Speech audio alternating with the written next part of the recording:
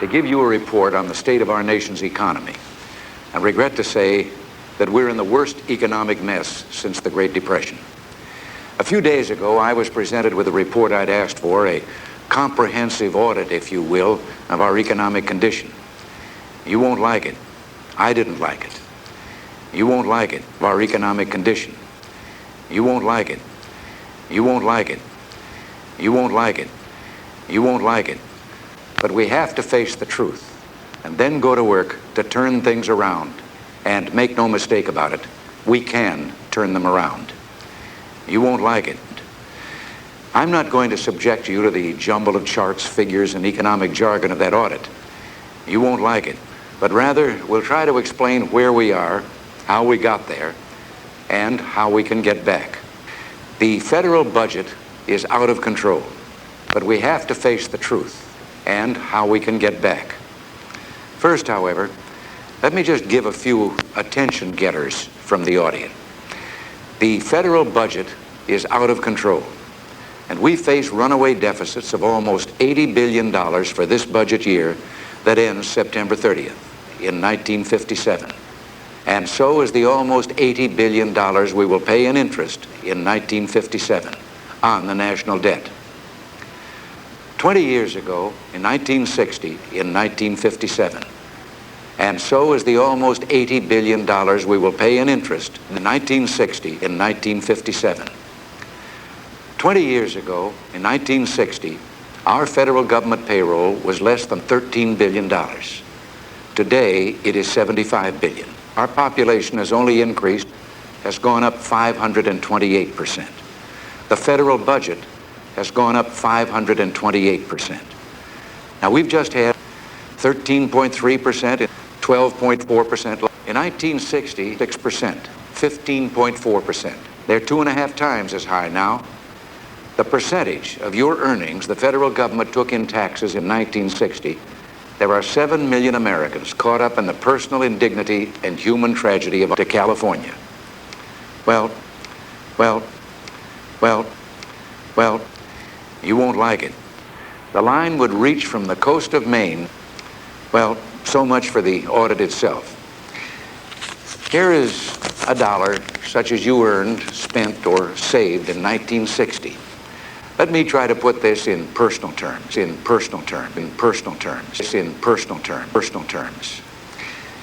And here is a quarter, a dime, and a penny. A dime, and here is a quarter and a penny. 60. And a penny. Dime is worth today. And our rate should continue 3 more years. Will be worth a quarter. Be worth a quarter. And if we don't save, we'll be worth a quarter. What initiative is there to save? And if we don't save, initiative is there to save? We're short of the investment capital needed for business and industry expansion. When the monthly payment averaged little more than it takes 42 cents, so fewer than 1 out of 11 families. It is estimated that altogether, cost of an automobile, regulations of every kind, farmers, and add goods and services we buy. Add a dime, and a penny. So fewer than 1 out of 11 families, an automobile. Add $100 billion or more to the cost of the goods and services we buy. It was easy to overlook the price tag. It was easy. In the years following the Second World War, it was easy. I didn't like it. In the years following the Second World War, it was easy to overlook the price tag. For a while at least, our income, yes, there was some inflation, 1 or 1.5% a year. But if we look back at those golden years, that didn't bother us, 1 or 1.5%. We recall that even then, like radioactivity, and that once started, some government programs seemed it could get out of control. Borrowing to fund them didn't bother us. Our national debt stood at $284 billion. In 1971, or the government will be unable to function past the middle of February. And I've only been here 16 days. And I've only been here 16 days. We may see a national debt in excess of $1 trillion. See a national debt in excess of $1 trillion, trillion dollars, in excess of $1 trillion, in excess of $1 trillion. We know now this is a figure that's literally beyond our comprehension, that inflation, government has only two ways of getting money. It can go into the money market and borrow, driving up interest rates, or it can print money, which it has done, and it's done that, are inflationary. Both methods. We're victims of language. We're victims of language. We're victims of language. We're victims of language. We're victims of language. We're victims of language. The very word inflation leads us to think of it as just high prices, forgetting that he or she is also a victim of inflation. It's a reduction in the value of our money. The goods and services available for buying are not. Now, one way out would be to raise taxes, raise taxes, borrow or print money, pay our total federal, state, and local tax bill. Today, only 10 years ago, here is $1 to pay that bill. Shift the tax burden to business and industry today to pay that bill. Some say, but business doesn't pay taxes. Business is being taxed so much so that we're being priced out of the world market. Oh, don't get the wrong idea. Oh, don't get the wrong idea. Oh, don't get the wrong idea. Oh, don't get the wrong idea. Oh, don't get the wrong idea. Oh, don't get the wrong idea. But business must pass its cost of operations, and that includes taxes, on to the customer in the price of the product. You won't like it. But don't get the wrong idea. Only people pay taxes. Only people pay taxes. We aren't aware of how much tax we actually pay. Has the lowest rate of gain in productivity with whom we must compete in the world market. We can't even hold our own steel. Japanese production of automobiles is in America, about 25%. I'll match the American working man or woman against anyone in the world, and have been forced to lay off thousands of workers. You can't keep up with inflation. You can't keep up with inflation. You can't keep up with inflation. Paying a higher tax rate just for trying to hold your own. Your standard of living is going down, is going down, is going down, is going down. Your standard of living is going down, so that we can then lower the tax burden.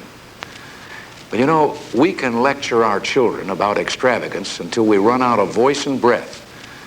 But you know, we're threatened with an economic calamity of tremendous proportions. Save us. Can't save us. Can't save us. Together, we must increase productivity, which is the only way that we can reduce. It hasn't worked. It hasn't worked.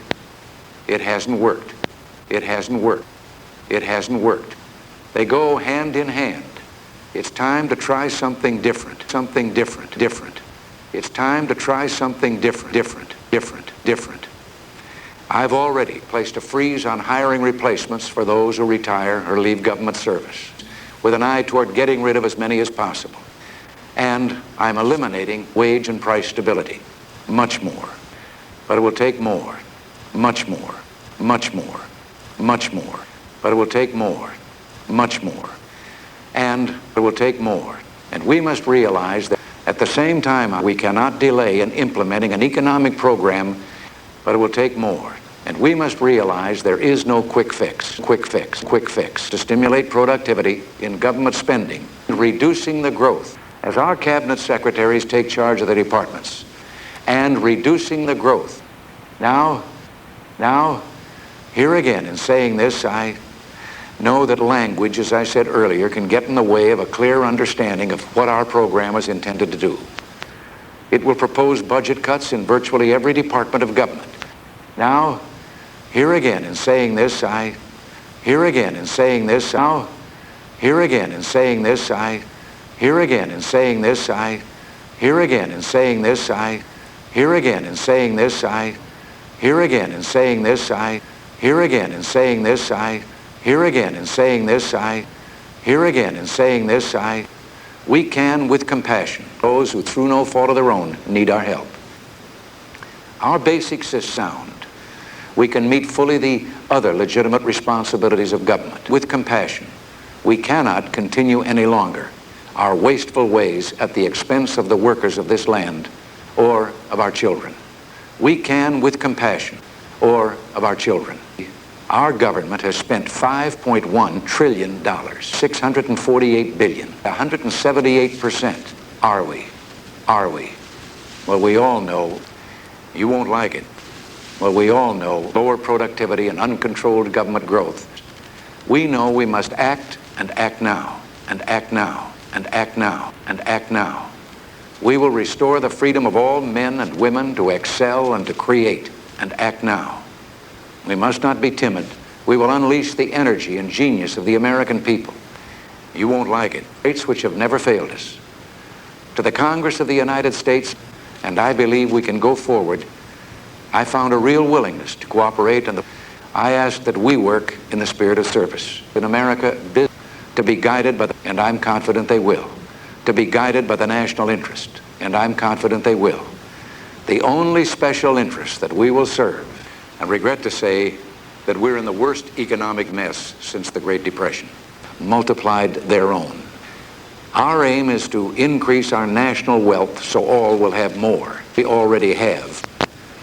Over the years, we've let negative economic forces run out of control, out of control, out of control. We've stalled the judgment day. We're out of time. We're out of time. We're out of time. We're out of time. We're out of time. We're out of time. We're out of time. We're out of time. We're out of time. We're out of time. Time. You won't like it. To work together. Let us do so with the most profound respect for those who must be protected, with an unrepayable massive debt and the opportunity to be whatever God intended us to be. There's a little common sense and recognition of our own ability. We can forge a new beginning. Together, we can forge a new beginning. Together, we can forge a new beginning for America. Thank you, and good night.